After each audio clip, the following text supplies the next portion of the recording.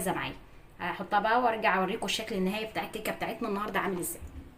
وادي الكيكه بتاعتنا اهي اللي بالمربى، اللي ببيضه واحده ما بتاخدش اي وقت ولا اي مجهود، ومن غير خلاط ومن غير اي حاجه، ما بتاخدش اي وقت معاكي. ما شاء الله طالعه هشه جدا اهيت.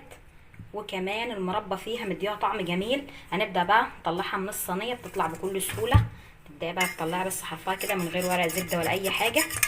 نبدا بقى اهي زي ما احنا شايفين فكه اهي معانا، نطلعها بقى ونقدمها مع بعضنا. ما شاء الله جميله جدا وبتطلع معانا زي ما احنا شايفين بكل سهوله. ممكن ترشي بقى رشه بسيطه خالص كده من السكر البودر، وممكن تكتفي بقى كده.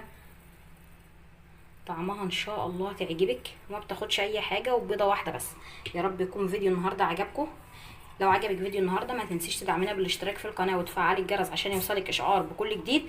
نشوفكم في فيديو جديد ان شاء الله، والسلام عليكم ورحمه الله وبركاته.